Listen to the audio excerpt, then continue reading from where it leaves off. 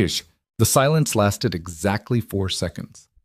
Then the murmurs began, soft, vicious, spreading like poison through champagne glasses and designer gowns.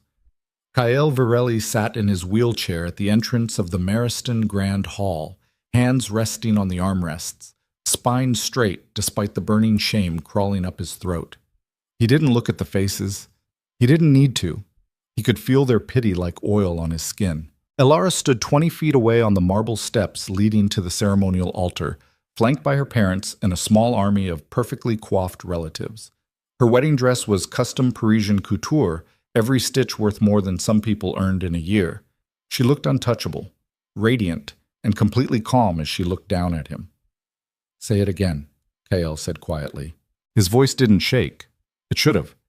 6 months ago, he'd commanded rooms with a glance. Now he commanded nothing, not even the woman who'd promised to stand beside him.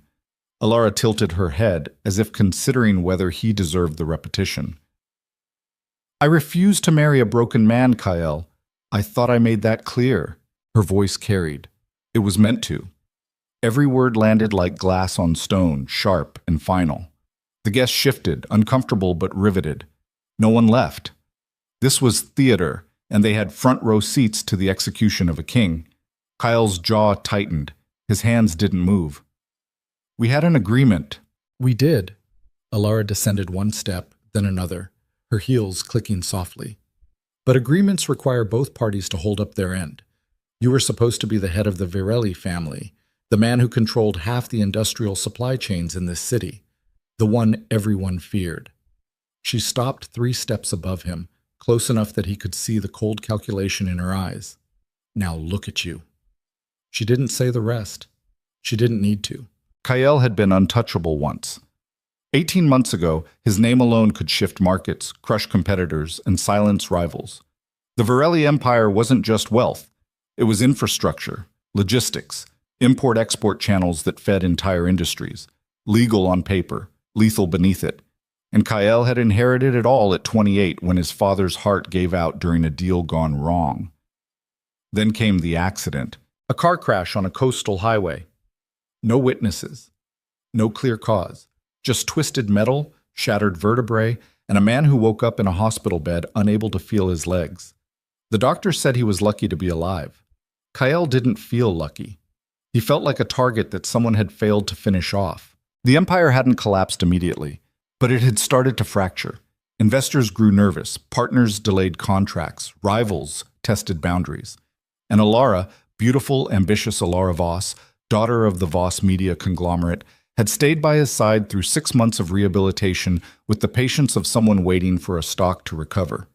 It hadn't recovered. And now, in front of 300 of the city's most powerful people, she was cutting her losses. "You're making a mistake," Kael said. Elara's smile didn't reach her eyes.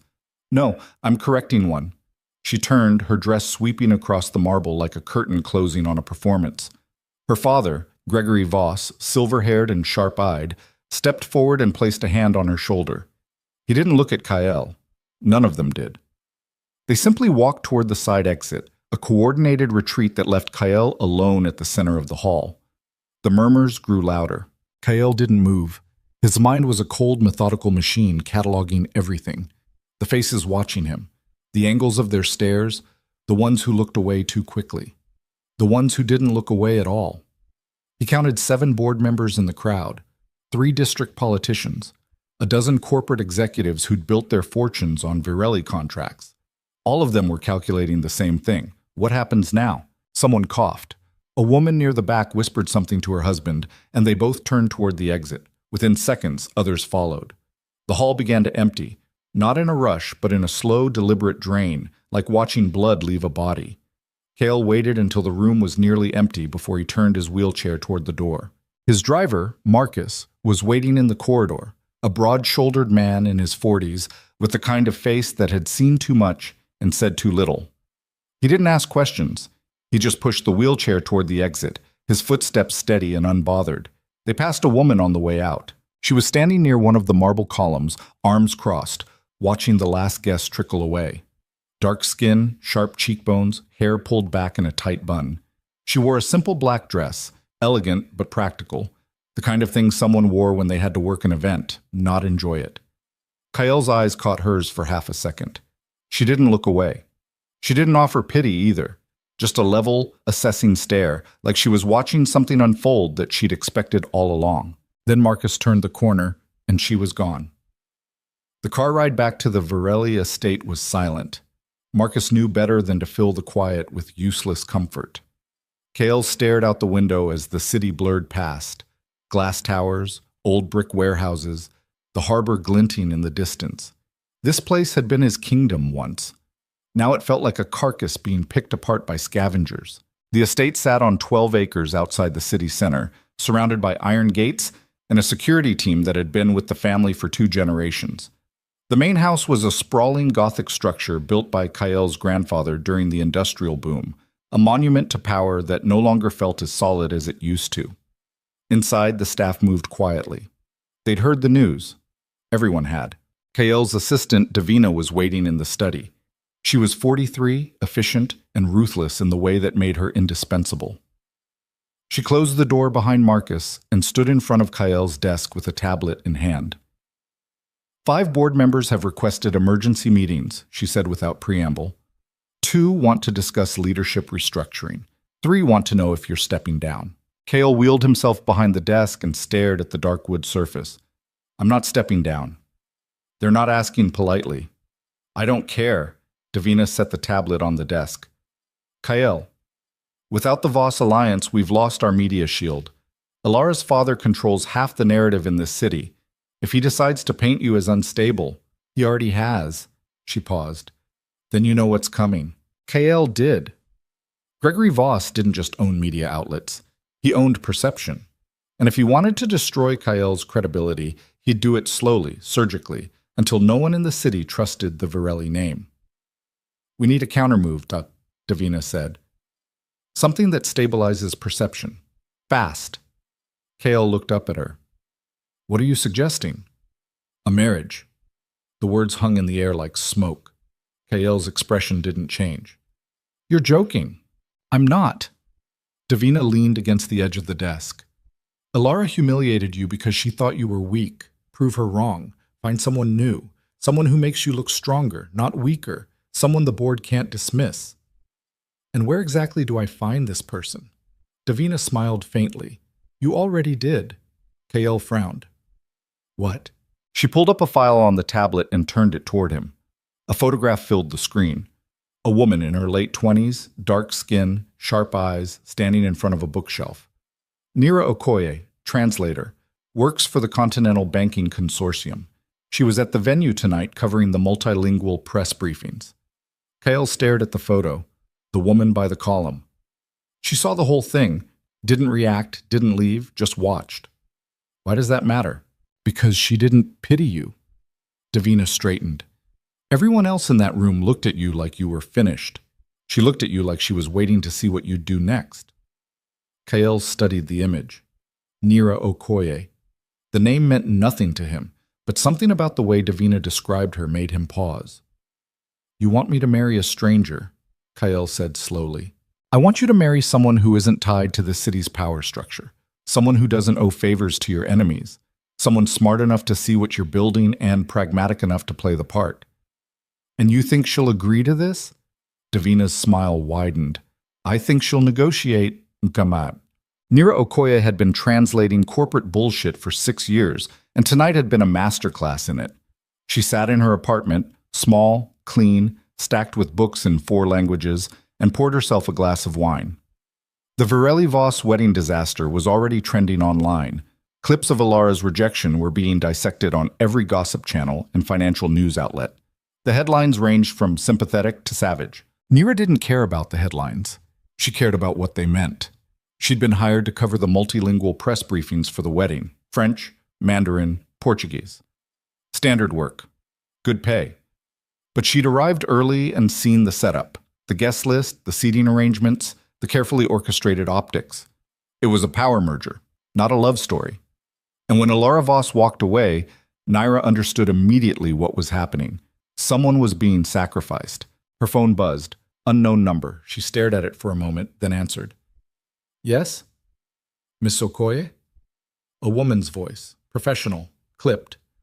My name is Davina Marsh. I work for Kael Varelli. I'd like to meet with you tomorrow morning. Nira set down her wine. Why? Because you're exactly the kind of person he needs right now. I'm a translator. You're more than that. Davina's tone shifted, just slightly. You're someone who understands power, and right now, Mr. Varelli is looking for an ally. Nira's pulse quickened, but her voice stayed steady. What kind of ally? The kind that comes with a contract, a legal agreement, and a very clear set of terms. If you're interested, we can discuss details in person. Nira didn't answer immediately. She thought about her student loans, her one-bedroom apartment, the consulting gigs that barely kept her above water. She thought about the man in the wheelchair, sitting alone in that hall while the world walked away. She thought about the way he'd looked at her, just for a second, like he'd seen something. Where? Nira asked. The Varelli estate, 10 a.m. I'll be there. Davina hung up. Nira sat in the silence of her apartment, staring at the phone in her hand. She didn't know what she'd just agreed to, but she knew one thing. This was going to change everything. Months. The Varelli estate looked different in daylight. Less Gothic nightmare, more fortress. Nira stepped out of the car Marcus had sent and stared up at the iron gates, the security cameras, the guards in dark suits who checked her ID twice before letting her through. Davina met her at the front entrance. She was exactly what Nira expected, sharp, controlled, dressed like she ran boardrooms for breakfast. Miss Okoye, thank you for coming. Let's skip the pleasantries, Nira said. What do you want? Davina smiled. Follow me. They walked through hallways lined with oil paintings and marble busts, old money trying to look older. Nira cataloged everything, the staff, the layout, the way people moved when Davina passed. This wasn't just wealth. This was infrastructure. Davina stopped outside a set of double doors. He's inside. Be direct. He doesn't have patience for anything else. She opened the door. Kael Varelli sat behind a massive desk, his wheelchair positioned so that he faced the entrance head-on. No attempt to hide it, no false modesty, just a man who'd decided that if the world was going to see him, they'd see him on his terms. Miss Okoye, he said. His voice was low, controlled. Sit. Nira sat. You want to marry me? Kael's expression didn't change. I want to offer you a contract. Same thing, isn't it? No. He leaned forward slightly. A marriage is emotional. A contract is transactional. I'm offering you the latter. Nira crossed her legs. Why me? Because you're not part of this world. You don't owe anyone here anything, and you didn't look at me like I was finished. Maybe I was just being polite. You weren't. Nira held his gaze. What's in it for me? Kael slid a folder across the desk. Security, a salary that makes your current work look like pocket change, legal protection, access to resources most people will never see, and when the contract ends, you walk away with enough to build whatever life you want. Nira opened the folder. The numbers were obscene. How long? She asked. 2 years. Maybe less, depending on how fast we stabilize things. And what do I have to do? Play the part. Attend events. Stand beside me when it matters. Make them believe you chose this. Nira closed the folder. That's it? That's it. She studied him. He didn't look broken. He looked like a man who'd been hit hard and was still standing. There was something in his eyes, something cold and sharp and unrelenting. I have conditions, Nira said. Of course you do. I'm not a decoration. I'm not arm candy. If I'm doing this, I do it my way. I speak when I want. I leave when I want, and you don't get to control me. Kael's jaw tightened. This only works if we look united. Then don't give me a reason to look otherwise. Silence. Then Kael nodded. Fine. Nira stood. When do we start? Tomorrow. We announce the engagement at a private investor meeting. After that, we move fast. She turned toward the door, then stopped. One more thing. Kael looked up. If you lie to me, Nira said, if you try to manipulate me or treat me like I'm just another asset, I'll burn this entire arrangement to the ground. Understood? Kael's lips curved into something that wasn't quite a smile. Understood. Nira left. Davina was waiting in the hallway. Well? I'm in, Nira said. Good. Davina handed her another folder. Weddings in 3 days. Nira blinked. 3 days? We don't have time to waste. Alara's already doing press interviews. If we don't move now, the narrative gets away from us. Nira took the folder and walked toward the exit, her mind spinning. 3 days. She'd just agreed to marry a man she didn't know, in a world she didn't understand for reasons that barely made sense. But as she stepped into the car and the estate disappeared behind her, one thought stayed with her. Kael Virelli wasn't broken. He was dangerous. And she'd just agreed to stand beside him. The wedding happened in a courthouse with 4 witnesses and no music. Nira signed her name on the marriage certificate at 11 in the morning, her hand steady, her expression unreadable. Kael signed below her, his grip on the pen tight enough that his knuckles went white. The officiant, a tired-looking woman in her 50s who'd clearly seen stranger things, declared them married with all the enthusiasm of someone reading a grocery list. You may kiss the bride. Kael looked at Nira. She looked back. Neither of them moved. The officiant cleared her throat. Or not. Congratulations. Outside the courthouse, Davina was waiting with a car and a schedule. We have 2 hours before the investor meeting. Hair and makeup are waiting at the estate. The press release goes out in 90 minutes. Nira climbed into the car without a word. Kael followed, and the door shut behind them with a heavy click. The silence inside was thick, uncomfortable. Nira stared out the window as the city rolled past. Kael stared at his hands. Regret it yet? He asked. Nira didn't look at him. Ask me in 2 years. Fair enough. The estate felt different now. It wasn't just a fortress. It was hers too, at least on paper. The staff greeted her with polite nods, their faces carefully neutral. Nira followed Davina upstairs to a room that had been prepared for her. Spacious, tasteful, cold. A stylist and makeup artist were already waiting. 45 minutes, Davina said. Make her look like she belongs. The stylist, a rail-thin woman named Cora, circled Nira like a predator assessing prey. Good bones, strong features. We can work with this. Nira sat down. Just make it fast. Cora worked in silence, her hands quick and precise. She pulled Nira's hair into a sleek, low bun, applied makeup that sharpened her cheekbones and darkened her eyes, and dressed her in a tailored navy suit that fit like armor. When she was done, Nira barely recognized herself in the mirror. You look like you could kill someone, Cora said. Good, Nira replied. Downstairs, Kael was waiting in the main hall. He'd changed into a charcoal suit, his wheelchair positioned at the center of the room. When Nira descended the stairs, his eyes tracked her movement, assessing. Clean up well, he said. So do you. Davina appeared with a tablet. The cars are ready. Board members are already arriving. Remember, unified front, no hesitation, no cracks. Kael nodded. Let's go. The Virelli corporate headquarters occupied the top 12 floors of a glass tower downtown. The investor meeting was held in a conference room on the 40th floor, floor-to-ceiling windows offering a view of the entire city. 18 people were waiting when Kael and Nira arrived. Board members, senior executives, financial advisors. All of them turned when the doors opened. Kael rolled in first. Nira walked beside him, her heels clicking on the marble floor. She didn't smile. She didn't need to. Kael took his position at the head of the table. Nira stood to his right, one hand resting lightly on the back of his chair. The message was clear. They were a unit. An older man at the far end of the table, Gerard Laughlin, CFO, and one of the longest-serving board members, leaned back in his chair. So, the rumors are true. They're not rumors, Kael said. Nira and I were married this morning. The room erupted. Not with congratulations.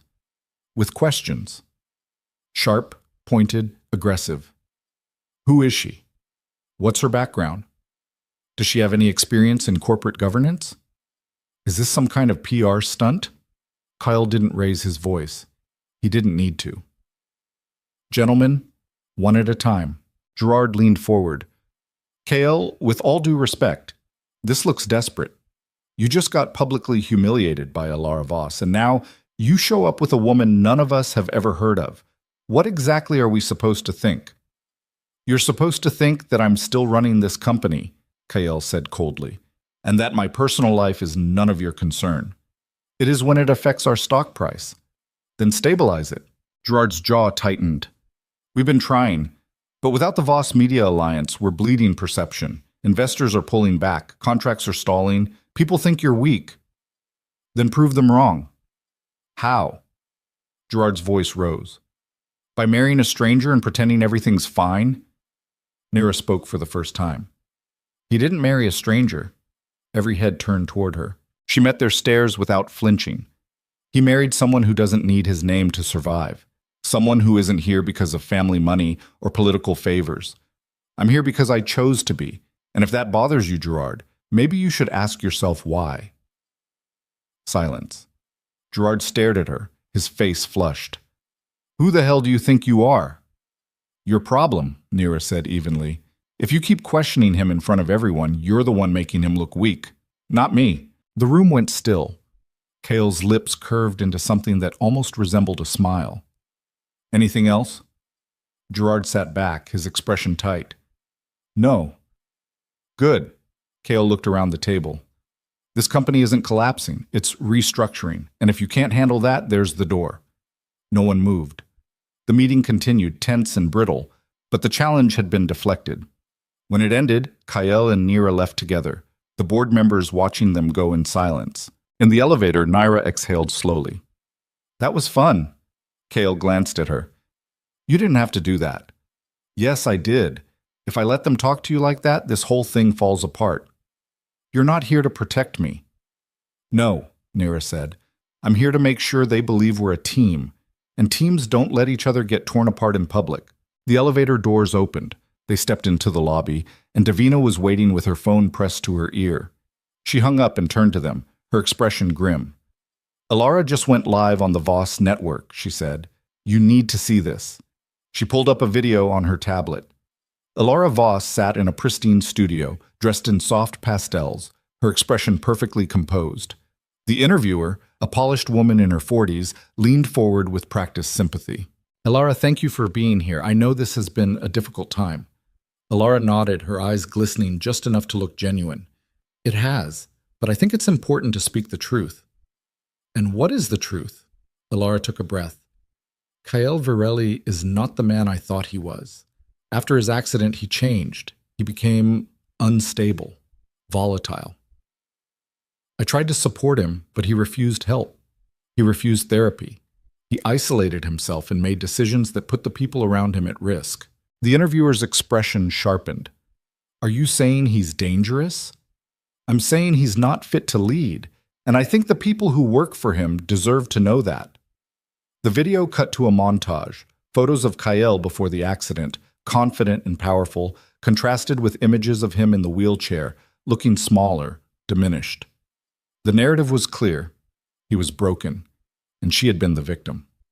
Nira watched the screen, her jaw tight. She's lying. Of course she is, Davina said. But it doesn't matter. People will believe her. Cale's expression was unreadable. How bad is it? Stock dropped 3% in the last hour. Social media is exploding. Half the comments are calling you unstable. The other half are calling her a hero for walking away. Nira looked at Kyle. We need to respond. No, Kyle said. We don't. Kyle, if we respond, we look defensive. If we look defensive, we look guilty. He turned his wheelchair toward the exit. We do what we planned. We show up. We dominate. And we let them see that she's wrong. Davina hesitated. There's a gala in 3 days. High-profile donors, media, political elites. If you're going to make a statement, that's the place. Kyle nodded. Then that's where we do it. But the next 72 hours were a blur. Nira moved into the estate fully, her belongings packed into 3 suitcases and a carry-on bag. The staff gave her a wide berth, unsure how to treat her. She wasn't a guest. She wasn't quite family. She was something new, and new things in the Virelli world were dangerous. Davina briefed her on the gala, who would be there, who mattered, who to avoid. Stick to Kyle. Don't let anyone pull you aside. If someone asks about Alara, smile and change the subject. If they push, let Kyle handle it. I'm not a child, Nira said. I know, but you're also not used to this world. These people will smile at you and gut you in the same breath. Nira didn't argue. She spent the next 2 days studying faces, memorizing names, learning the terrain. She also spent time with Kael, not by choice, but by necessity. They needed to look comfortable together, and comfort required practice. They ate dinner together in the estate's formal dining room, a ridiculous space with a table that could seat 20. Kael sat at one end, Nira sat at the other. "This is stupid," she said. "Agreed." She moved to the seat beside him. "Better." They ate in silence for a while. Then Kael spoke. "You didn't have to defend me in that meeting." "I know." "So why did you?" Nira set down her fork. "Because Gerard was testing you, and if I didn't step in, he would have kept pushing until you snapped. I didn't do it for you. I did it because it was smart." Kael studied her. "You're colder than I expected." "You're exactly as cold as I expected." His lips twitched. "Fair." They finished the meal in silence, but it felt different, less hostile, more like two people circling each other trying to figure out the rules. That night, Nira lay awake in her room staring at the ceiling. The bed was too big, the room was too quiet. She thought about the courthouse, the contract, the numbers in the folder. She thought about Ilara's interview and the way the world had turned on Kael with barely a second thought. She thought about the way he'd looked at Gerard, cold, controlled, unbreakable. Dangerous. Her phone buzzed. A text from Davina.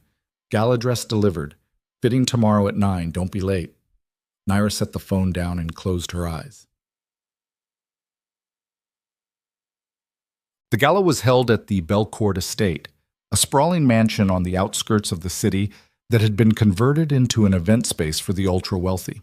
The guest list was a who's who of power: politicians, corporate moguls, media executives, old money dynasties.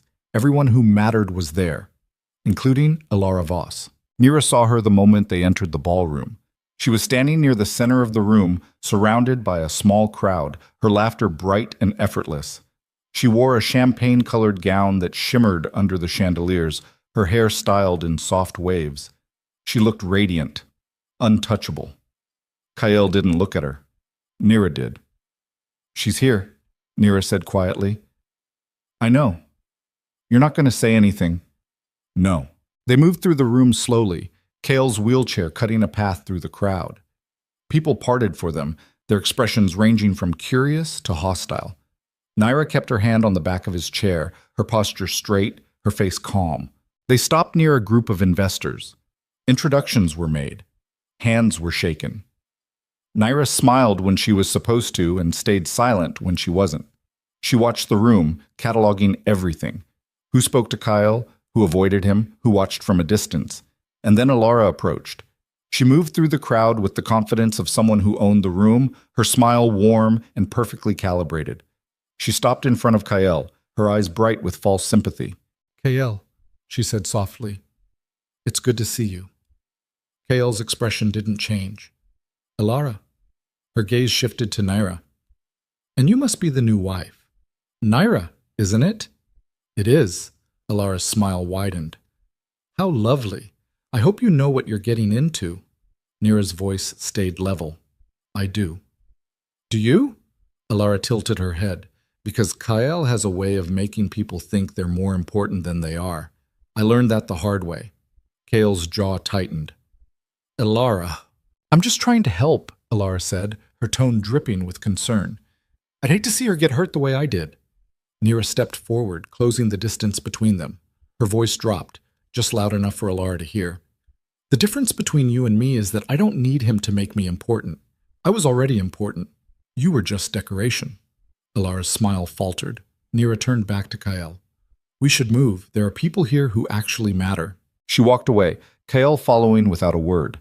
Behind them, Ilara stood frozen, her carefully constructed mask cracking just slightly. They didn't stop until they reached the far side of the room, near the windows overlooking the estate grounds. Kael exhaled slowly. "That was reckless," he said. "That was necessary. She's going to retaliate. Let her."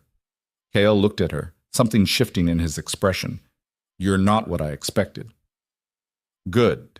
The rest of the evening passed in a carefully choreographed performance. Kael and Nira moved through the room together, presenting themselves as unshakable.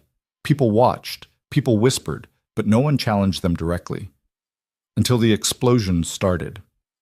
The first blast came from the east wing, a deep, bone-rattling boom that shook the chandeliers and sent champagne glasses crashing to the floor. Screams erupted, the lights flickered, smoke began to pour through the doorways. Nira's heart slammed against her ribs. "What the hell?" The second explosion hit closer, shattering the windows. Glass rained down in glittering shards. People ran, shoving past each other in blind panic. Security shouted orders, but no one was listening. Kyle grabbed Nira's wrist. "We need to move. Now." She looked around, her mind racing. The main exit was clogged with bodies. The side doors were blocked by debris. Smoke was filling the room, thick and choking. "There," Nira pointed to a service corridor near the back. "Go." Kale pushed his wheelchair forward, but the wheels caught on broken glass. He cursed, trying to maneuver around it. Nira dropped to her knees, shoving debris out of the way. "Leave it," Kale said. "Just go." "Shut up." She cleared the path and pushed him forward, her hands gripping the wheelchair handles. They reached the corridor just as the third explosion hit, closer than the others. The wall beside them buckled, and Nira threw herself over Kyle instinctively, shielding him as chunks of plaster rained down. When the dust settled, she pulled back, coughing. "You okay?" Kale stared at her, his breathing ragged. "Yeah." "Then move." They navigated the corridor, the smoke so thick now that Nira could barely see 3 feet ahead. Her eyes burned, her lungs screamed. Behind them, she could hear shouting, crying, the wail of sirens in the distance. They burst out into the back courtyard, gasping for air. Emergency vehicles were already arriving, lights flashing, paramedics rushing toward the building. Nira's legs gave out, and she collapsed onto the grass, her chest heaving. Kale wheeled himself beside her. "Nira, I'm fine." She wasn't. Her hands were shaking, her heart was racing. She could still feel the heat of the explosion, the weight of the debris, the certainty that they were going to die. Kale reached out and gripped her shoulder. "Hey, look at me." She did. "You didn't leave," he said quietly. Nira's throat tightened. "Of course I didn't." "You could have." "No," she said. "I couldn't." Something passed between them in that moment, something raw and unspoken. The contract didn't matter. The performance didn't matter. In that corridor with death breathing down their necks, Nira had made a choice. She'd chosen him, and Kale knew it. Davina appeared, her face pale, her suit covered in dust. "Are you hurt?" "No," Kale said. "Good, because we have a bigger problem." She held up her phone. "The explosions weren't random. They were targeted. Someone tried to kill you." Nira's blood went cold. "Who?" Davina's expression was grim. "We don't know yet. But whoever it was, they had inside access. Someone at this gala knew you'd be here. Someone wanted you dead." Kale's face hardened. "Find out who." "I will." "But Kale—" Davina hesitated. "This changes everything. If someone's willing to blow up a building to get to you, they're not going to stop. You need to assume everyone's a threat." Kale looked at Nira. She looked back. "Then we find them first," Nira said. Davina nodded. "I'll start digging, but in the meantime you need to get out of here. The media's already circling." They left through a side exit, flanked by security. As they climbed into the car, Nira glanced back at the estate. Smoke billowed from the shattered windows, flames licking at the edges. People were being carried out on stretchers. Chaos reigned. And somewhere in that chaos, someone was watching. Someone who wanted Kyle Varelli dead. The car pulled away, and Nira leaned back against the seat, her mind spinning. The contract was over. This was war. Back at the estate, Nira stood in the bathroom, staring at her reflection. Her dress was torn. Her makeup was smudged. There was a cut on her cheek she didn't remember getting. She washed her face, her hands still trembling. When she came out, Kyle was waiting in the hallway. "You should rest," he said. "So should you." Neither of them moved. "Thank you," Kale said quietly. "For not leaving." Nira's chest tightened. "Don't." "Don't what?" "Don't make this into something it's not." Kale wheeled closer. "What is it then?" Nira met his eyes. "Survival." He held her gaze for a long moment, then he nodded. "Survival." But they both knew it was a lie. Something had shifted tonight. something that couldn't be undone. And as Nira walked back to her room, one thought echoed in her mind. She wasn't just playing a part anymore. She was in this, all the way in, and there was no way out. The sun hadn't risen yet when Nira found Kyle in his study. He was hunched over his desk, surrounded by files and photographs spread across the dark wood like entrails. His eyes were bloodshot, his jaw tight. He didn't look up when she entered. "You didn't sleep," she said. "Neither did you." Nira closed the door behind her and crossed the room. The photographs were surveillance images, guests from the gala, timestamps, security logs.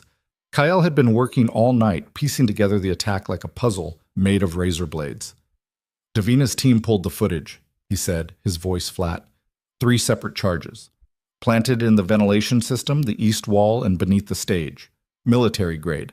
Not something you buy off the street." Nira leaned against the desk. "Who has access to that kind of equipment?" "People with money. People with connections."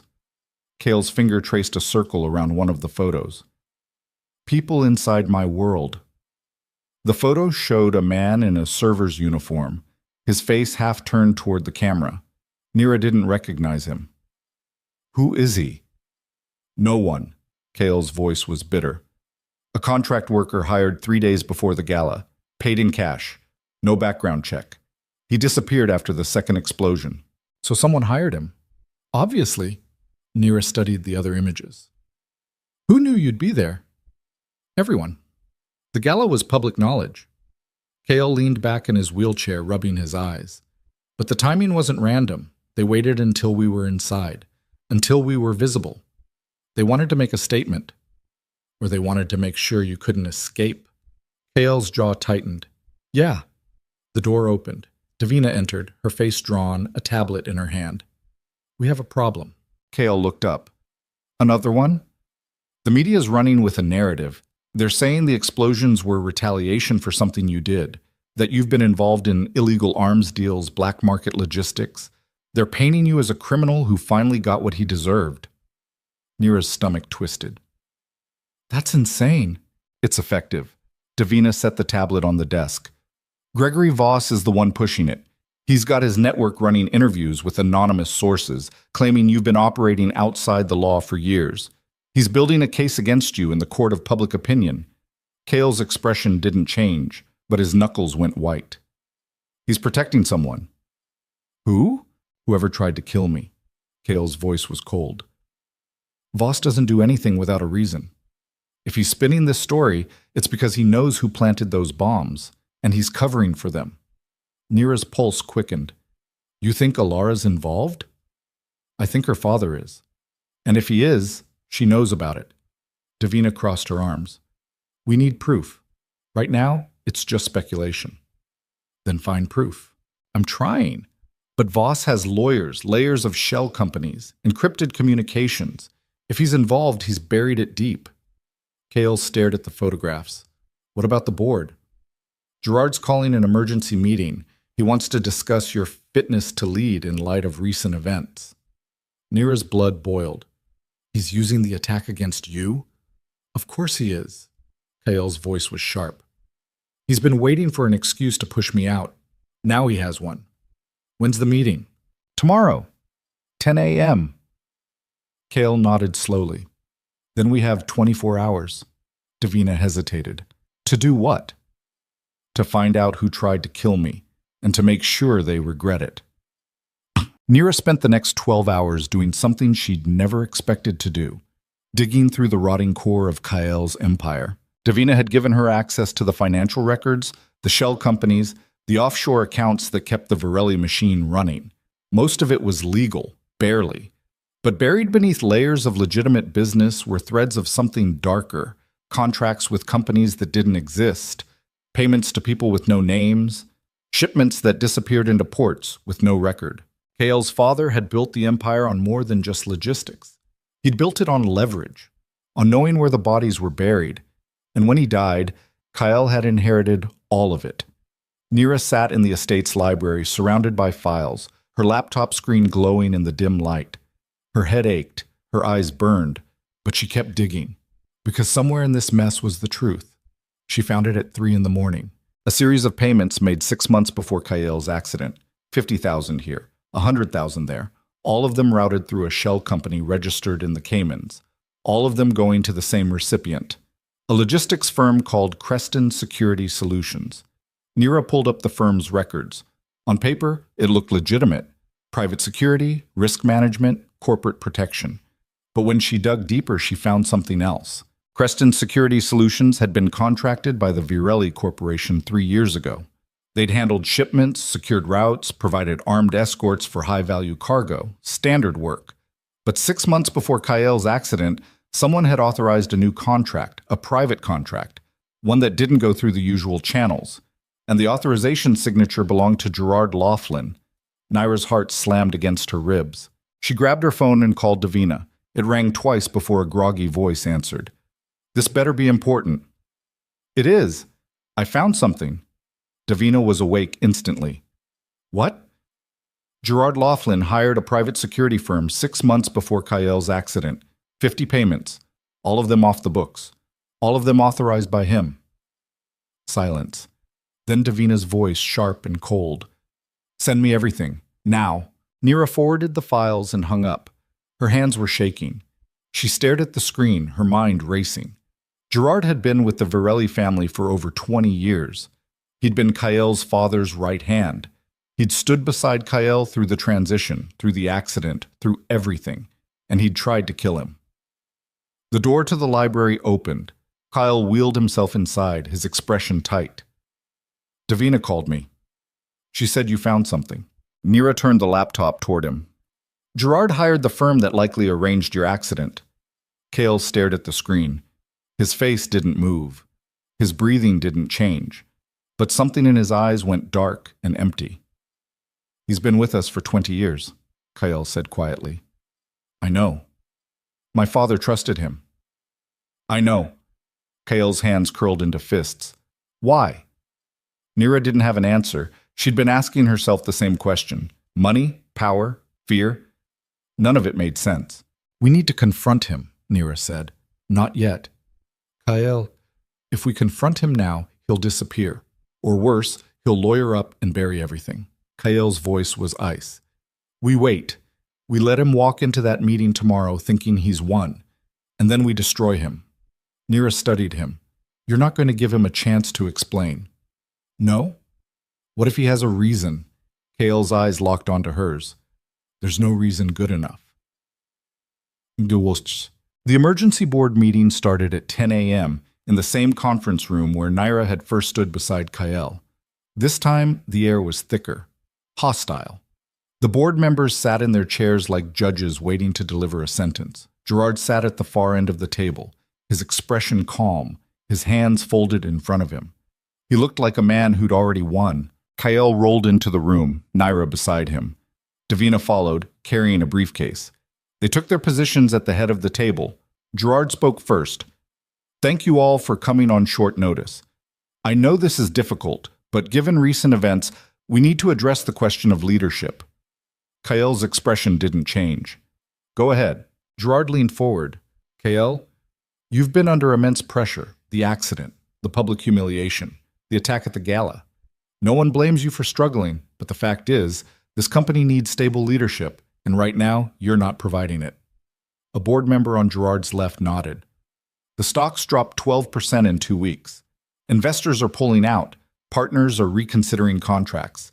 We can't afford this kind of instability." Another voice chimed in. "We're not saying you need to step down permanently.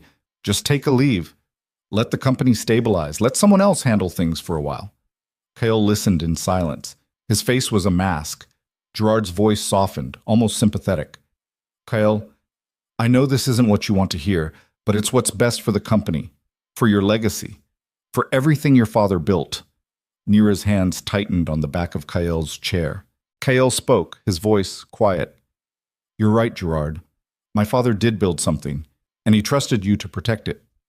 Gerard nodded. "I've tried. Which is why it's interesting that you authorized payments to a private security firm 6 months before my accident." The room went silent. Gerard's face didn't move. "I don't know what you're talking about." Kael gestured to Davina. She opened the briefcase and pulled out a stack of documents, spreading them across the table. Bank records, payment authorizations, Contract signatures, all of them bearing Gerard's name. Creston Security Solutions, Kyle said. You hired them. You paid them. And 6 months later, I was in a car accident that nearly killed me. Gerard's jaw tightened. That's a coincidence. Is it? Kale leaned forward. Because Creston specializes in risk elimination, corporate espionage, targeted removals. They're not bodyguards, Gerard. They're assassins. The board members shifted uncomfortably. Eyes darted between Kyle and Gerard. Gerard stood slowly. This is absurd. You're accusing me of trying to kill you based on financial records? That's not proof. That's paranoia. Then explain the payments. I authorize security contracts for dozens of firms. It's part of my job. Not off the books. Not without board approval. Not routed through shell companies. Kale's voice was a blade. You tried to kill me. And when that didn't work, you tried to undermine me. You waited for me to look weak, and then you moved. Gerard's face flushed. You have no idea what you're talking about. Then tell me. I don't owe you an explanation. Yes, Kyle said coldly. You do. Gerard slammed his hand on the table. Your father was a fool. The room went still. Gerard's composure shattered. His voice rose, sharp and bitter. He built this empire on promises he couldn't keep, deals he couldn't close. He made enemies, Kyle, dangerous enemies. And when he died, those enemies didn't disappear. They came after us, after the company, after everything. So you tried to kill me? I tried to save the company, Gerard's voice cracked. You were going to destroy it. You were reckless, arrogant, making moves your father never would have made. You didn't understand the risks. You didn't understand what was at stake. So yes, I made a call. I reached out to people who could fix the problem. Neera's breath caught. Kale's voice was barely above a whisper. You tried to kill me to save the company. I tried to save all of us. Gerard's eyes were wild now. Your father left us exposed. He made promises to people who don't forgive debts. And when you took over, you ignored the danger. You pushed ahead like nothing could touch you. Someone had to act. Who? What? Who did my father make promises to? Kale's voice was ice. Who are these enemies? Gerard's mouth opened, then closed. He didn't answer. Kale's expression hardened. You're not just a traitor. You're a coward. Gerard lunged across the table. He moved fast for a man in his 60s, his hands reaching for Kale's throat. But Neera was faster. She stepped between them, her arm slamming into Gerard's chest, shoving him back. He stumbled, crashing into his chair. Security flooded the room. They grabbed Gerard, pinning his arms behind his back. He struggled, shouting, his face red with rage. You don't understand. You think you're safe? You think this ends with me? They're still out there. They're still watching, and they won't stop until... The guards dragged him out. His voice echoed down the hallway, fading into silence. The board members sat frozen, their faces pale. Kale didn't move. He stared at the empty chair where Gerard had been sitting, his breathing slow and controlled. Davina spoke first. I'll contact the authorities. Get his assets frozen. Start building a criminal case. Kale nodded. Do it. The board members began to leave one by one, their expressions ranging from shock to fear. No one spoke. No one looked at Kyle. Within minutes, the room was empty except for Kyle, Neera, and Davina. Myra exhaled slowly. He said they, not he, not one person. Multiple. Kale's jaw tightened. I know. Who did your father make deals with? I don't know. Kale's voice was strained. He kept that part of the business to himself. He said it was safer that way. Davina crossed her arms. If Gerard's telling the truth, then there's a larger conspiracy. People who wanted you dead. People who are still out there. Then we find them. How? Neera's frustration bled through. Gerard didn't give us names. He didn't give us anything. Kale turned his wheelchair toward the window, staring out at the city. He gave us enough. What do you mean? He said my father made promises. That means contracts, records, something in writing. Kale's voice hardened. My father kept files. Everything he did, every deal he made, he documented it. If there's a conspiracy, it's in those files. Neera frowned. Where are they? Kale hesitated. I don't know. He never told me. Davina stepped forward. Kale, if your father hid files that dangerous, they could be anywhere. Safety deposit boxes, offshore accounts, encrypted servers. He wouldn't trust banks. He wouldn't trust the cloud. Kale's mind was racing. He'd keep them close. Somewhere he could access them. Somewhere no one else would think to look. Nira watched him. You have an idea. Kale nodded slowly. Yeah, I do. The Varelli family mausoleum sat on the edge of the estate grounds, a stone structure surrounded by ancient trees. Kyle hadn't been there since the funeral. He'd avoided it. Too many memories. Too much weight. Now in the middle of the night, he wheeled himself through the iron gates, Nira and Davina following close behind. The air was cold, the ground damp. Their breath fogged in the darkness. The mausoleum door was heavy, old iron and stone. Kyle pushed it open, and they stepped inside. The space was small, lined with marble plaques bearing the names of Varelli ancestors. At the center was his father's tomb, a simple stone slab with his name and dates carved into the surface. Kale stared at it, his chest tight. Where do we start? Nira asked quietly. Kale wheeled himself closer to the tomb. My father was paranoid. He believed in layers, security within security. His fingers traced the edge of the stone. If he hid something here, it's not obvious. Davina pulled out a flashlight, scanning the walls. Nothing on the plaques. No loose stones. Nira knelt beside the tomb, running her hands along the base. Her fingers caught on something, a small indentation barely visible. She pressed it. A click echoed through the chamber. A section of the floor beside the tomb shifted, revealing a narrow compartment beneath. Inside was a lockbox. Kale's hands shook as he pulled it out. The box was old, steel, secured with a combination lock. He stared at it, his mind racing. Do you know the combination? Nira asked. Kale closed his eyes. My father's birthday. My mother's. Mine. He tried each one. None of them worked. Frustration burned through him. Come on, think. Nira placed a hand on his shoulder. What mattered to him? What did he value most? Kale's throat tightened. The company. The legacy. He stopped. The date the company was founded. He'd seen it 1,000 times, engraved on plaques, printed on documents. He entered the numbers. The lock clicked open. Inside the box were files, dozens of them, contracts, photographs, ledgers, and at the top, a handwritten note in his father's cramped script. If you're reading this, I'm already gone, and you're in more danger than you know. Kael's hands trembled as he pulled out the first file. It was a contract, signed 20 years ago, between the Varelli Corporation and a network of offshore investors. The terms were vague, buried in legal jargon, but the names at the bottom made Kael's blood run cold.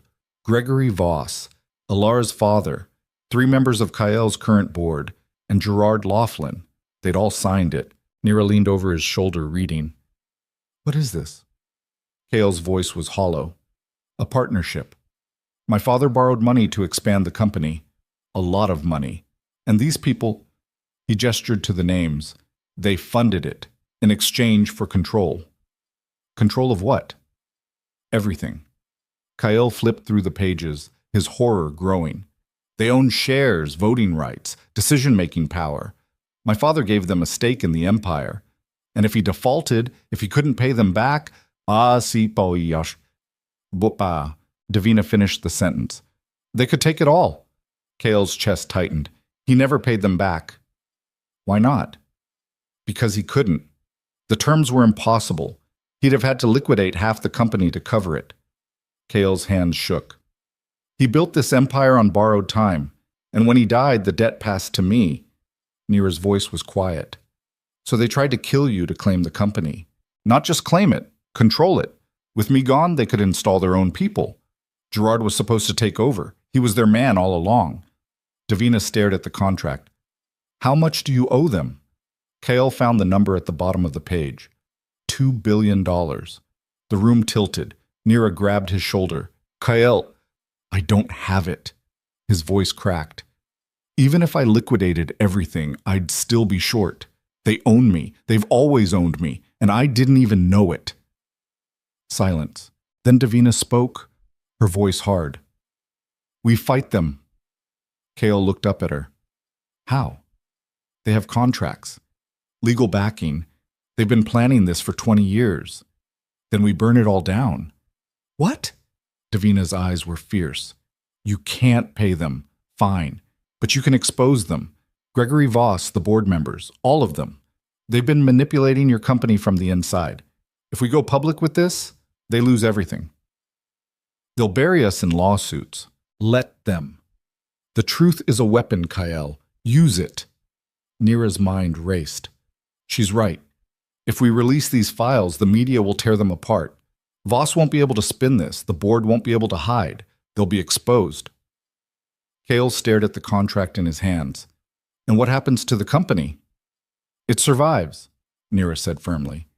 Because you rebuild it, on your terms, without them. Kale's jaw tightened. He looked at the files, at the names of the people who'd betrayed him, who'd tried to kill him, who'd stolen his legacy before he even knew he had one. Then he looked at Nira. Do it, he said. They worked through the night. Davina contacted journalists, real ones, not the ones on Voss's payroll.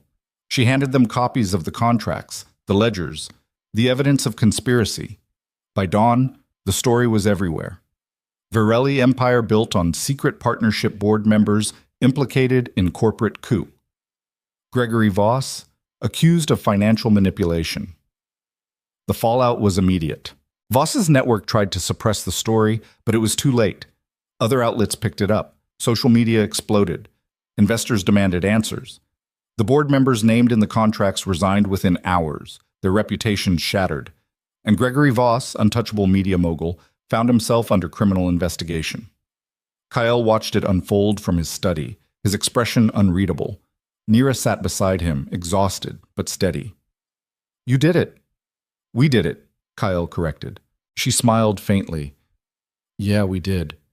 But the victory felt hollow, because even as the conspiracy crumbled, Kyle knew the truth. He'd exposed his enemies, but he hadn't destroyed them. And somewhere out there, they were regrouping, waiting, watching. The war wasn't over. It had just begun. 3 days later, Nira was in the estate library when her phone rang. Unknown number. She answered. Hello? A woman's voice. Smooth, cold, familiar. Naira Okoye.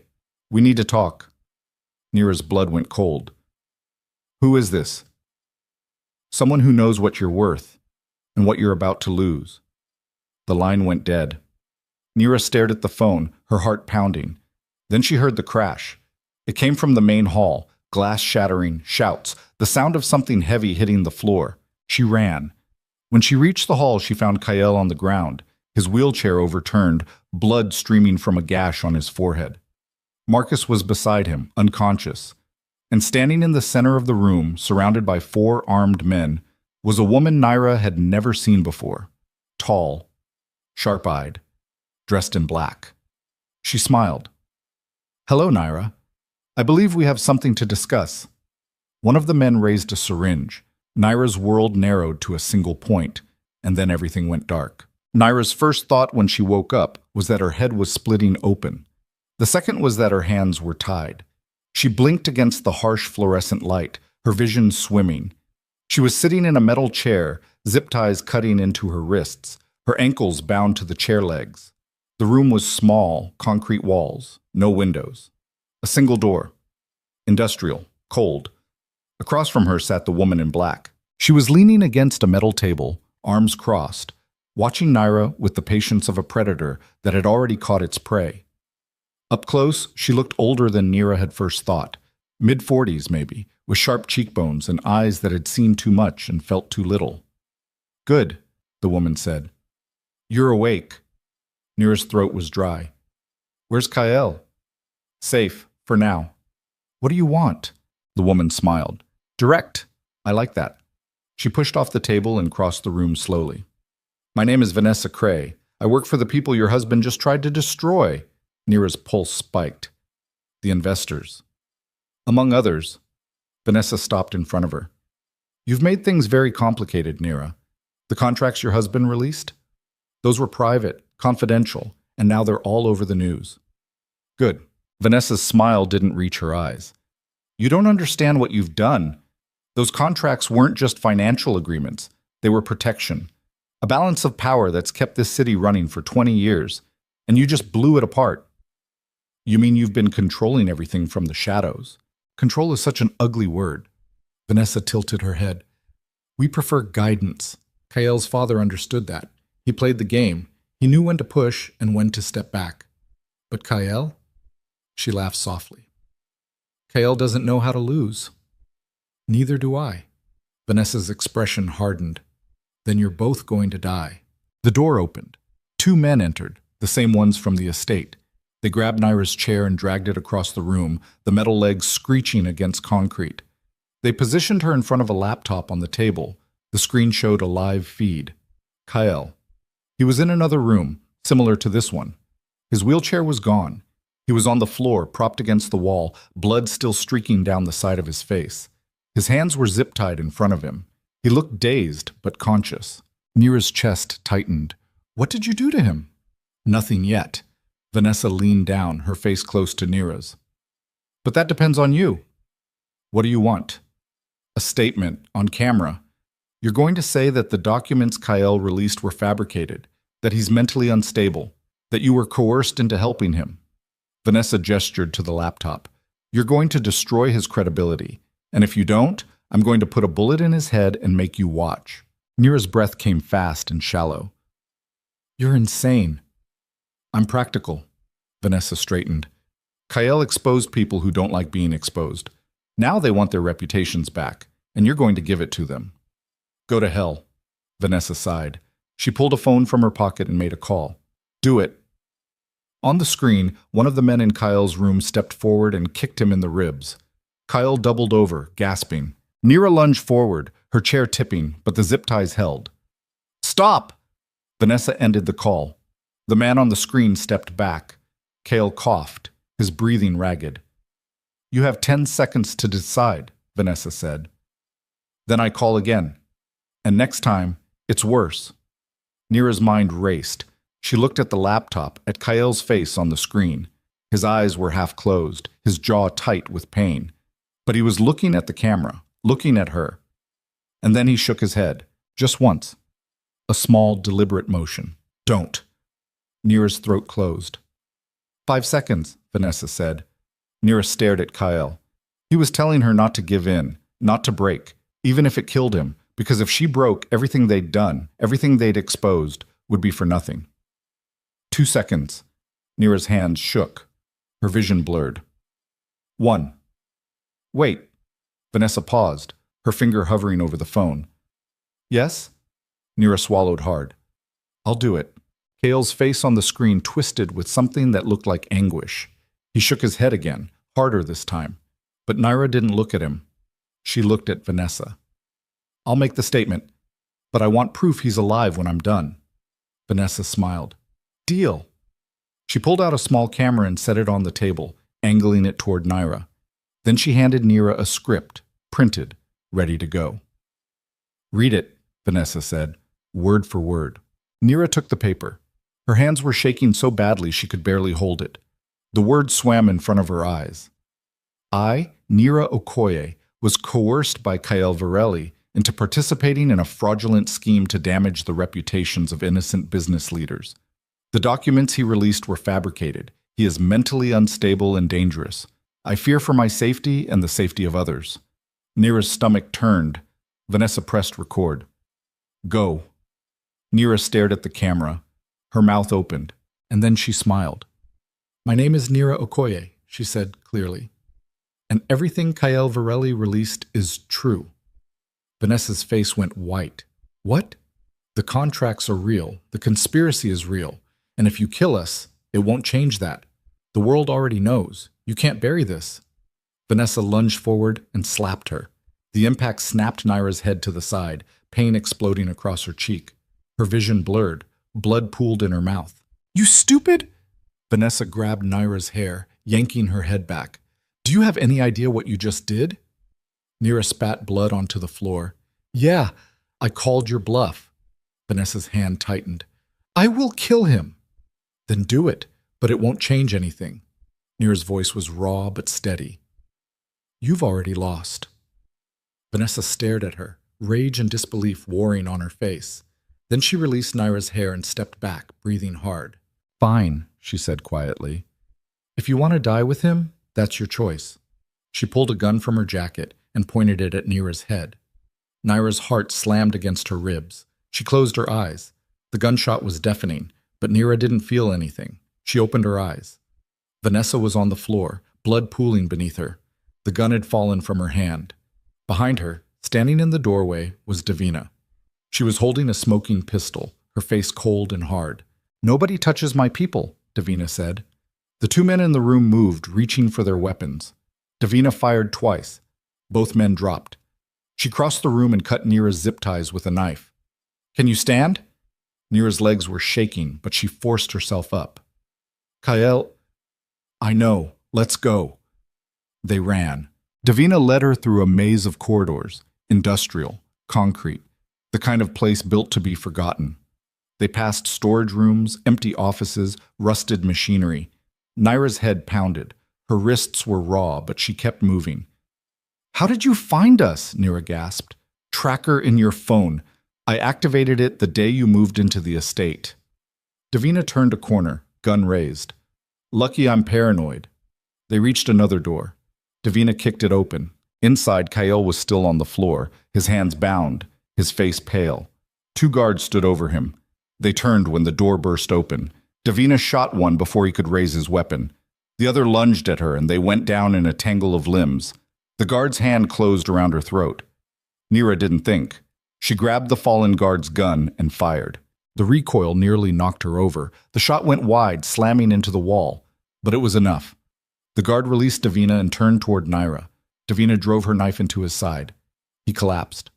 Nira dropped the gun, her hand shaking violently. Davina got to her feet, breathing hard, and moved to Kael. She cut his zip ties. Can you walk? She asked. Kael tried to stand. His legs buckled. No. Then we carry you. Davina looked at Nira. Help me. Together, they hauled Kael to his feet, draping his arms over their shoulders. He was heavy, his breathing labored. But they moved. They made it to the exit, a loading dock at the back of the building. A black SUV was waiting, engine running. Marcus was in the driver's seat, his face bruised but determined. Get in, he shouted. They piled into the vehicle. Marcus slammed the gas, and the SUV lurched forward, tires screeching. Behind them, shouts erupted. Gunfire cracked through the air. The rear window shattered. Nira ducked, pulling Kael down with her. Davina leaned out the window and returned fire, her shots precise and controlled. Drive faster, Davina yelled. Marcus yanked the wheel, skidding around a corner. The SUV fishtailed, then straightened, more gunfire. The side mirror exploded. They raced through the industrial district, weaving between warehouses and empty lots. The pursuing vehicles, two of them, stayed close, relentless. Davina reloaded. We're not going to lose them. Then we stop them, Kael said through gritted teeth. How? Kael looked at Marcus. The bridge. The old rail bridge on the east side. Marcus's eyes widened. Kael, that's... Do it. Marcus cursed but turned the wheel. They sped toward the waterfront, the city blurring past. The old rail bridge loomed ahead, a massive iron structure that hadn't been used in decades. Half of it was collapsed, the rest rusted and unstable. You're insane, Davina said. Probably. Kael's grip tightened on the seat. But they won't follow us across. We might not make it across. Then we die trying. Marcus hit the bridge at full speed. The SUV bounced over cracked asphalt and warped metal. The structure groaned, bolts popping, steel screeching. Nira held her breath, her heart in her throat. Behind them, the first pursuing vehicle hesitated at the entrance. Then it accelerated, following them onto the bridge. The second vehicle stopped. Smart. The bridge shuddered beneath them. A section of railing gave way, tumbling into the water below. The SUV swerved, Marcus's knuckles white on the wheel. They were halfway across when the pursuing vehicle hit a weak section. The metal collapsed. The vehicle plunged through, flipping end over end before crashing into the river. The impact sent a shockwave through the bridge. More sections gave way. Go, go, go, Davina screamed. Marcus floored it. The SUV flew off the bridge just as the entire center section collapsed behind them, a cascade of iron and concrete crashing into the water. They landed hard on the opposite bank, the SUV skidding to a stop. Silence. Then Marcus started laughing, a wild, breathless sound. "We're alive. We're actually alive." Nira slumped against the seat, shaking. Kale's head fell back, his eyes closed. Davina holstered her gun. "That was the stupidest thing you've ever done." "It worked," Kale said weakly. "Barely." They drove to a safe house on the outskirts of the city, a nondescript building Davina had kept off the books. Inside, a doctor was waiting, a man in his 60s who asked no questions and worked quickly. He stitched Kael's head wound, checked his ribs, gave him painkillers.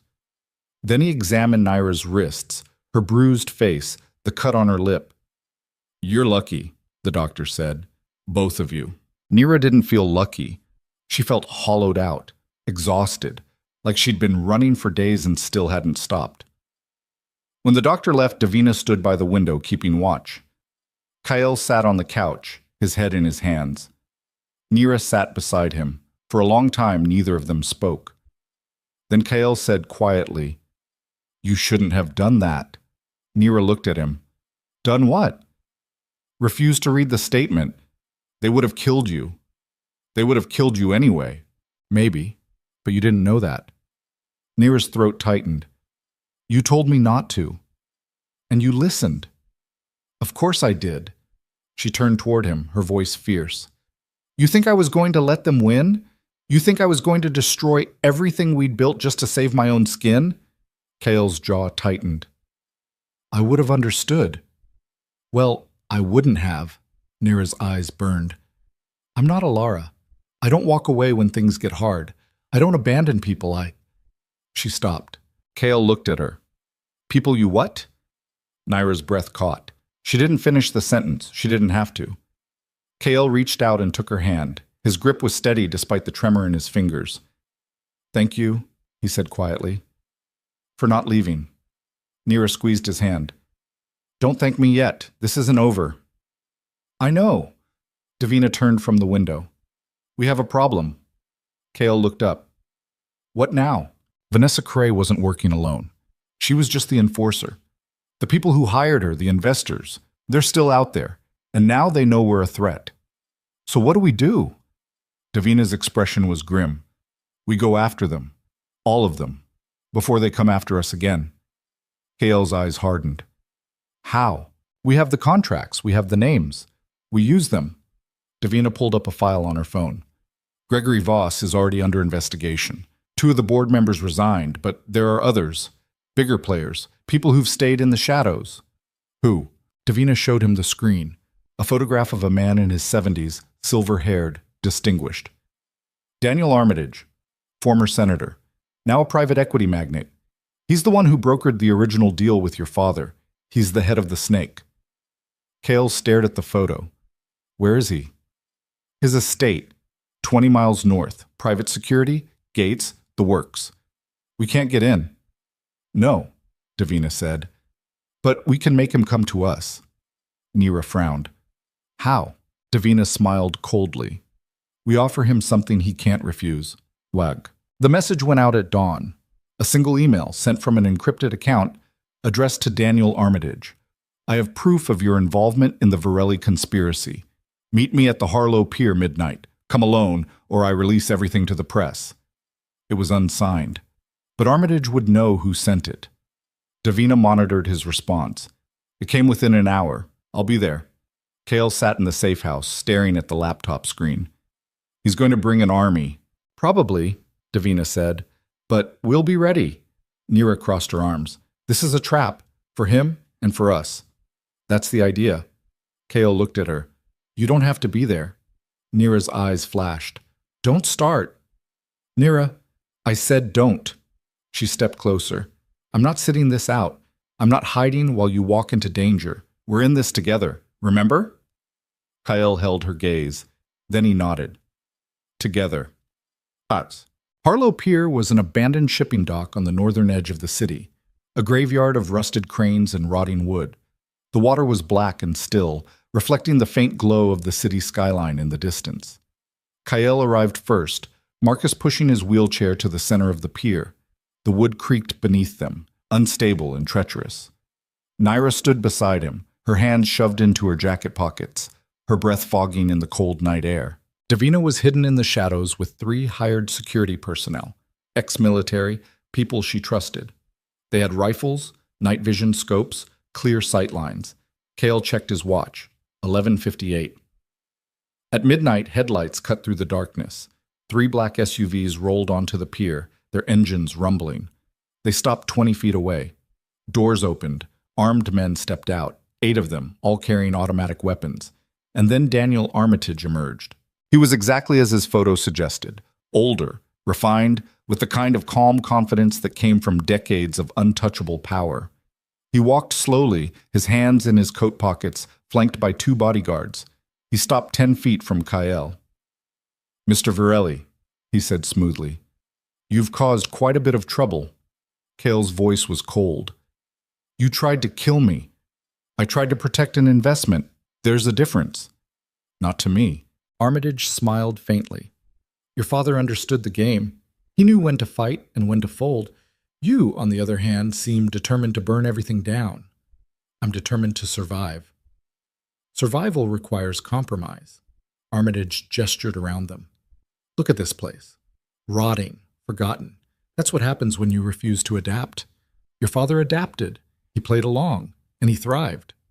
He died in debt to people like you. He died because he overextended.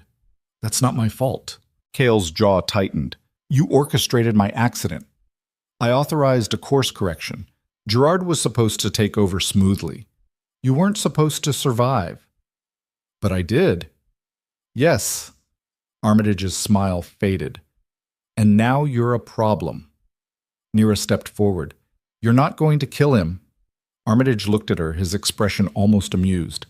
"And who's going to stop me? You?" "The world." Nira pulled a phone from her pocket. "Everything you just said was recorded, and it's already uploaded to 3 separate servers. If we don't walk away from this pier alive, it gets released, automatically." Armitage's face darkened. "You're bluffing." "Try me." Silence. Then Armitage laughed, a low, bitter sound. "You think this changes anything? You think exposing me will stop the others? There are a dozen people ready to step into my place. The system doesn't need me, it just needs someone willing to run it." "Then we'll expose them too," Cale said, "one by one, until there's no one left." Armitage's eyes narrowed. "You're going to war with people you can't beat." "I've beaten you." "Not yet." Armitage nodded to his men. They raised their weapons. Davina's voice crackled through Kyle's earpiece. "On my mark." Cale didn't move. Neither did Naira. "3, Davina whispered. The bodyguard stepped closer. 2. Nira's hand found Kyle's. 1. Gunfire erupted. Davina's team fired from the shadows, precise and devastating. 3 of Armitage's men dropped instantly. The others scattered, returning fire. Bullets tore through the night, splintering wood, ricocheting off metal. Marcus grabbed Kyle's wheelchair and pulled him back. Naira ran beside them, staying low. Behind them, Armitage dove for cover behind one of the SUVs. The firefight was brutal and short. Davina's team had the high ground, the element of surprise. Within 90 seconds, 6 of Armitage's men were down. The other 2 surrendered, dropping their weapons. Armitage stood slowly, his hands raised. Davina emerged from the shadows, rifle trained on him. "Don't move." Armitage's face was pale but composed. "This is over. For you," Cale said. Police sirens wailed in the distance, growing closer. Davina had tipped them off 30 minutes ago. Anonymous call, shots fired, armed suspects. They'd arrived just in time to find Armitage surrounded by bodies and weapons. "They'll never convict me," Armitage said. "I have lawyers, judges, politicians."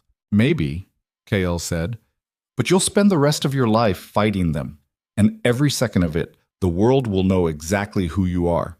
The first police car screamed onto the pier, lights blazing. Davina lowered her rifle and melted back into the shadows. Kyle, Nira, and Marcus moved toward their vehicle, leaving Armitage standing alone in the glare of the headlights. As they drove away, Nira looked back. Armitage was on his knees, hands behind his head, surrounded by officers. The king had fallen. Mike. They didn't go back to the estate. Too many memories, too much blood.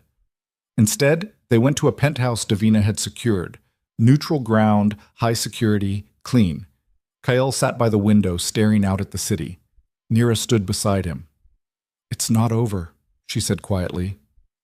"I know. There will be others. I know." Nira looked at him. "Are you ready for that?" Kale turned to her. His face was bruised, exhausted, but his eyes were clear. "With you?" he said. "Yeah, I am." Nira's breath hitched. Kale reached out and pulled her closer. She didn't resist. She let him draw her in until they were face to face, inches apart. "This wasn't supposed to be real," Kale said quietly. "I know." "But it is." Nira's heart slammed against her ribs. "Yeah, it is." Kale kissed her. It wasn't gentle. It wasn't soft.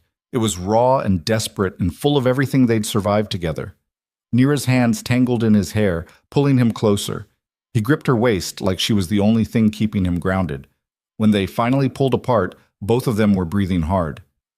"I'm not letting you go," Kyle said. Nira's eyes burned. "Good, because I'm not leaving." They stayed like that, foreheads pressed together, the city glowing beneath them. The war wasn't over, but for the first time, they weren't fighting it alone. They were fighting it together. And that made all the difference. The trial lasted 6 weeks. Nira sat in the courtroom every single day, watching as Daniel Armitage's empire was dissected piece by piece. The prosecution presented the contracts, the recordings, the financial trails that connected him to Gerard Laughlin, to the conspiracy, to the attack at the gala. Expert witnesses testified. Forensic accountants laid bare decades of manipulation. Armitage's lawyers fought hard. They challenged every document, every witness, every piece of evidence. They painted Kyle as unstable, vengeful, a man desperate to blame others for his own failures. They portrayed Nira as a gold digger who'd married into wealth and was now trying to consolidate power. The media circus was relentless. Camera crews camped outside the courthouse. Talking heads dissected every moment. Social media exploded with opinions, conspiracies, hot takes, but the evidence was overwhelming. And on a cold Tuesday morning in late autumn, the jury delivered their verdict. Guilty on all counts. Armitage's face didn't change when the verdict was read. He stood there, silver-haired and dignified, as if this were happening to someone else. But when the bailiffs led him away in handcuffs, Nira saw something flicker in his eyes. Fear. Outside the courthouse, reporters swarmed. Microphones were shoved in Kael's face. Questions came from every direction. "Mr. Virelli, how does it feel to see justice served?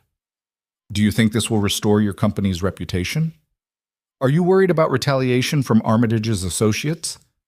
Kyle didn't answer. He just wheeled himself through the crowd, Nira walking beside him, Marcus clearing a path. They climbed into the waiting car and drove away in silence. Back at the penthouse, Kyle stared out the window for a long time. Nira sat on the couch, exhausted. The trial had drained something from both of them, something that sleep couldn't fix. "It's over," Nira said quietly. Kyle didn't turn around. "Is it?" "Armitage is in prison. Gerard's awaiting sentencing. The other board members resigned. Gregory Voss is under investigation. What more do you want?" "I want my father's debt erased." Nira's chest tightened. "Kyle, the contracts are still valid. Armitage might be gone, but the terms don't disappear just because he's in prison. Someone else will step in. Someone else will collect." "Then we fight them too." Kyle finally turned to face her. His eyes were hollow. "For how long? How many more battles do we fight before we admit we can't win?" Nira stood and crossed the room. "You're not giving up, not after everything. I'm being realistic." "You're being afraid." Kale's jaw tightened. "You're damn right I'm afraid. I'm afraid that no matter what I do, this company will always be built on my father's mistakes. That I'll spend the rest of my life trying to dig out from under a debt I didn't create. That I'll—" He stopped, his voice breaking slightly. "That I'll lose you in the process." Nira's breath caught. Kale looked away. "The contract we signed? 2 years. We're 8 months in. You could walk away right now and no one would blame you. You've done more than anyone could have asked. You don't owe me anything." Nira stepped closer. Is that what you want? No. His voice was raw. But it's what you deserve. Nira reached out and gripped his face, forcing him to look at her. Stop deciding what I deserve. I'm not some fragile thing you need to protect. I'm here because I choose to be. Not because of a contract, not because of money, because of you. Kale's eyes searched hers. Why? Because you're not broken. Nira's voice trembled. You're scarred. You're exhausted. You've been beaten down and betrayed and nearly killed. But you're still here. You're still fighting, and I don't know how to walk away from that. Kale's hand came up to cover hers. I don't know how to let you stay. Then learn. They stood there in the fading light, two people who'd been thrown together by necessity and bound together by something far more dangerous than a signature on paper. Kale pulled her closer. The contract doesn't matter anymore, does it? No, Nira whispered. It doesn't. Then what do we do? Nira's lips curved into a faint smile. We rewrite it. The next morning, Davina arrived with news. She set a folder on the table, her expression unreadable. You're going to want to see this. Kale opened it. Inside were financial documents, recent ones, dated within the last week. He scanned the pages, his frown deepening. What am I looking at? Armitage's assets. They're being liquidated to pay restitution to the people he defrauded. Davina pointed to a highlighted section. Including your father's estate. Kale's eyes widened. How much? Enough to cover the original debt, plus interest. Nira leaned over his shoulder, reading. Wait, this says the contracts are being voided. They are. Davina's voice was calm. The judge ruled that since Armitage secured the contracts through fraud and coercion, they're unenforceable.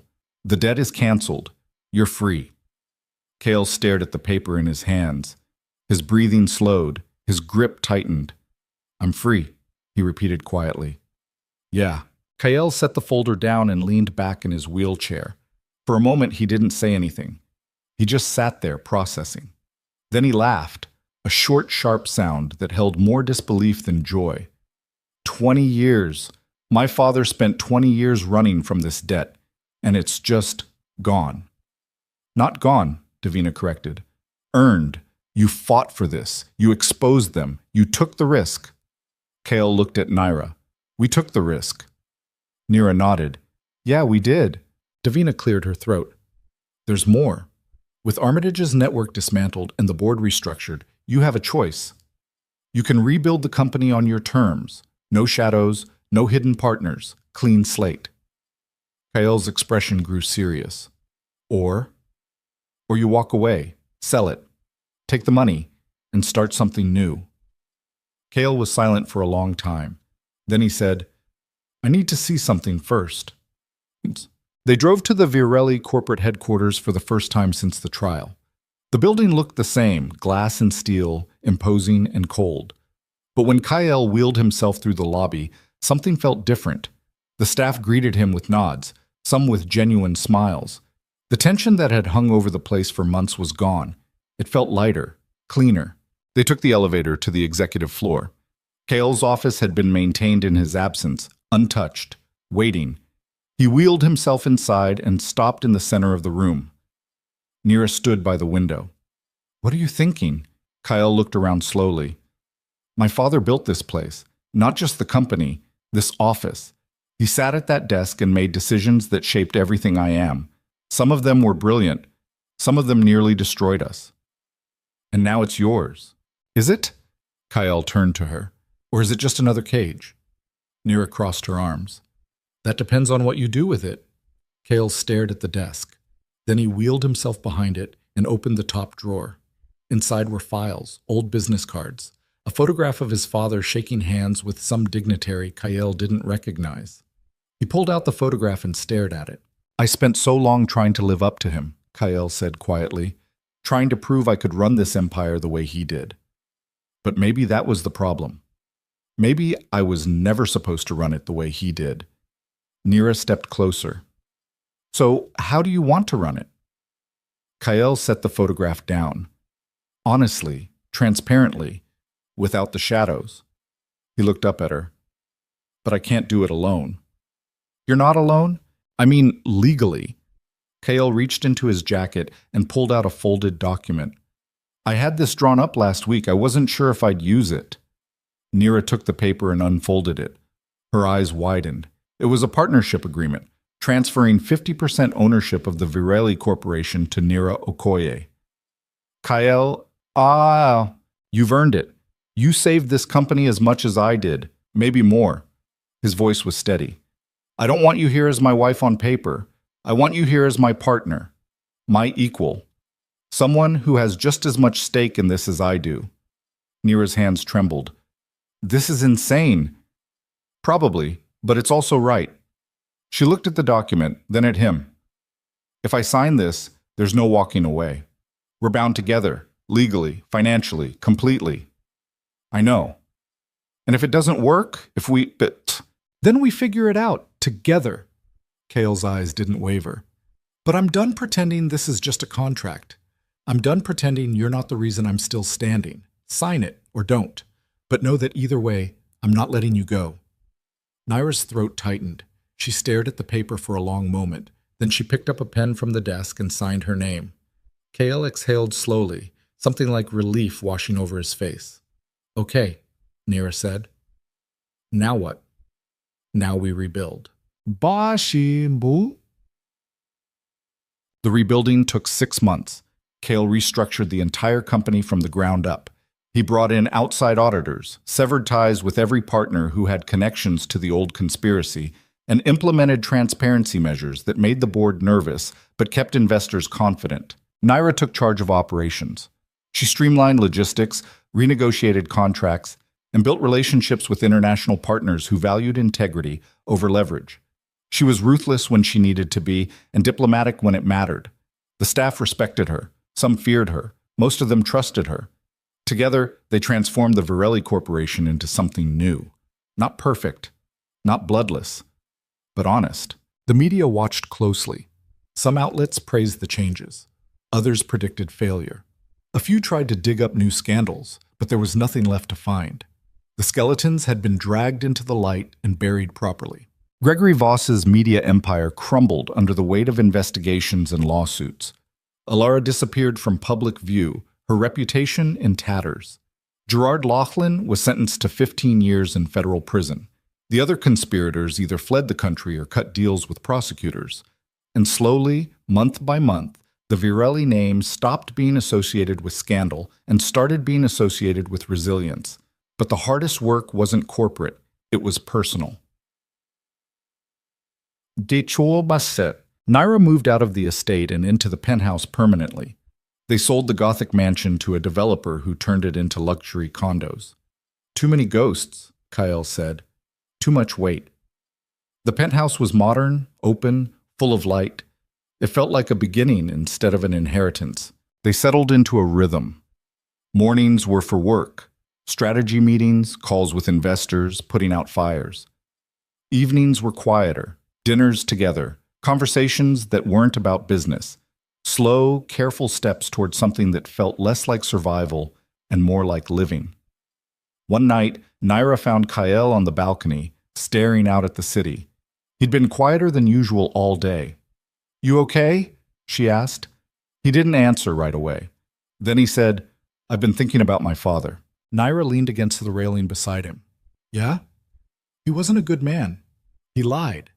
He manipulated people. He built this empire on compromises that nearly destroyed it. Kale's voice was soft. But he also believed in something. He believed that the Virelli name meant something, that it stood for strength, permanence, legacy. You still believe that? Kale was quiet for a moment. I believe in what we're building, not because of the name, but because it's ours, because we chose it. Neera's chest tightened. You're not your father, Kale. I know, but I spent so long trying to be him that I forgot who I was. He turned to look at her. You reminded me. I didn't do anything. You refused to pity me. You refused to let me feel sorry for myself. You pushed back when I needed it and stood beside me when it mattered. His hand found hers. You gave me a reason to keep fighting. Neera's eyes burned. You did the same for me. Kyle pulled her closer. I love you. The words hung in the air between them, simple, raw, terrifying. Naira's breath caught. Kyle, I know this wasn't supposed to be real. I know we started this as a transaction, but somewhere along the way it stopped being that. And I need you to know that I'm not here because of a contract or a partnership agreement. I'm here because I can't imagine doing this without you. Naira's vision blurred. I love you too. Kale kissed her, slow, deep, like he was memorizing the shape of her, the taste of her, the way she fit against him. When they pulled apart, both of them were smiling. So what now? Naira asked. Kale reached into his pocket and pulled out a small box. Naira's heart stopped. He opened it. Inside was a ring, simple, elegant, nothing like the ostentatious diamond Alara had worn. Just a platinum band with a single sapphire. Marry me, Kyle said. Not because of strategy, not because of perception, because I want to spend the rest of my life with you. Naira stared at the ring, then at him. We're already married, she said, her voice shaking. I know, but that was a contract. This is a choice. His eyes didn't waver. Choose me, not the company, not the empire. Me. Naira's hands trembled as she took the ring. She slipped it onto her finger. Yes, she whispered. Kyle pulled her into his arms, holding her like she was the only solid thing in a world that had tried to tear him apart. And for the first time in longer than either of them could remember, they felt safe.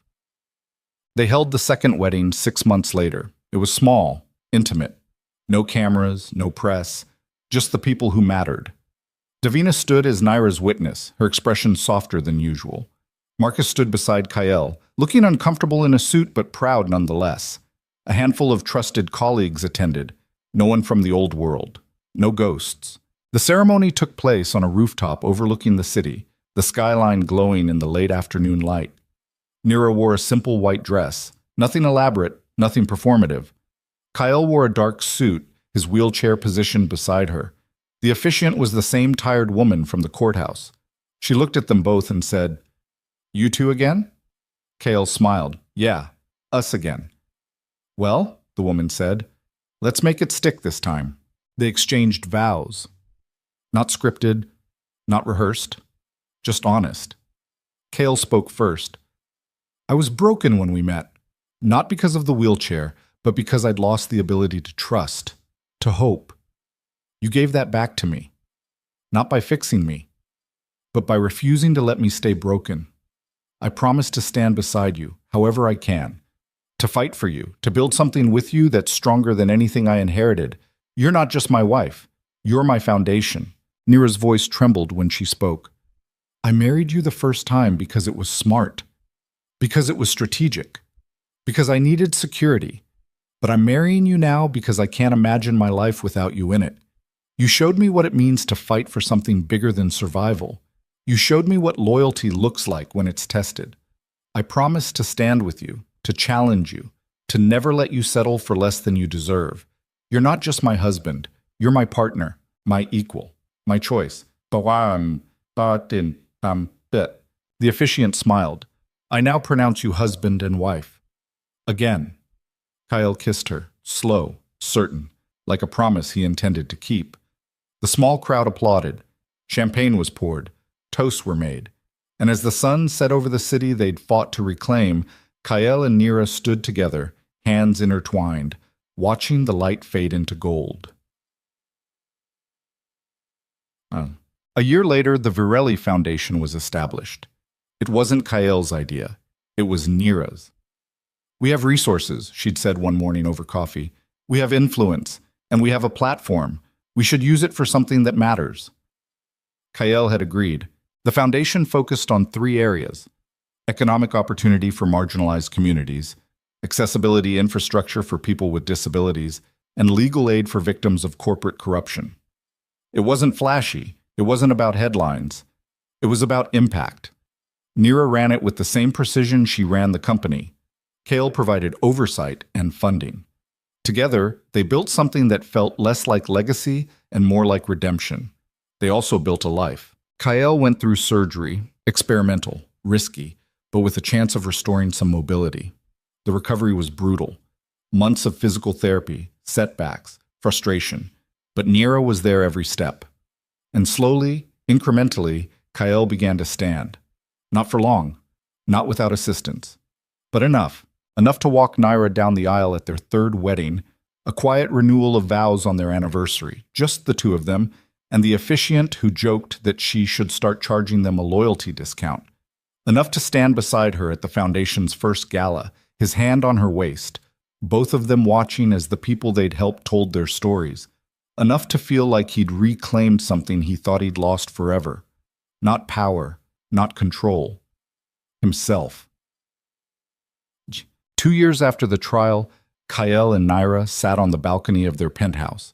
The city stretched out beneath them like a living, breathing thing. "Do you ever think about how it started?" Nira asked. Kael nodded. "All the time." "Do you regret it?" He looked at her. "Which part?" "Any of it." Kael was quiet for a moment. "I regret the pain, the danger, the people we lost along the way. But I don't regret you." Nira smiled. "Good answer. It's the truth." Kael reached for her hand. "I was drowning when we met, and you pulled me out. Not because you had to, but because you chose to." "You did the same for me," Nira said softly. "I was surviving, not living. You showed me the difference." They sat in comfortable silence, watching the lights flicker on across the city as night fell. "What do you think happens next?" Nira asked. Kael smiled. "I don't know, but I'm not afraid of it anymore." "Why not?" "Because whatever comes, we'll face it together." Nira leaned into him, her head resting on his shoulder. Together. The word felt like an anchor, a promise, a truth that had been forged in fire and tested in blood. They'd started as strangers bound by necessity. They'd become partners forged by survival, and now they were something more. Two people who'd been broken by the world and rebuilt by each other. Not perfect, not unscathed, but whole. And as the city glowed beneath them, vast and unforgiving and full of possibility, Kael Virelli and Nira Okoye sat together in the quiet. Two survivors who'd learned that the strongest empires aren't built on power or fear. They're built on trust, on loyalty, on the choice to stand beside someone even when the world tells you to walk away. Kael had been a king who lost his throne. Nira had been a stranger who became his foundation. Together, they'd built something stronger than either of them could have built alone. Not just an empire, a life. And that was worth more than any contract could ever measure. The city stretched out before them, full of noise and light and endless motion. But up here, in the quiet, they were still, and they were home. Years later, when people asked how they'd survived, Kael always gave the same answer. "We didn't survive because we were strong. We survived because we refused to be alone." And Nira would add, with a smile that still made his heart skip, "And because we learned that the best revenge isn't destroying your enemies, it's building something they can never take away." They'd lost everything, and they'd gained something far more valuable, each other. And in the end, that was the only empire that mattered.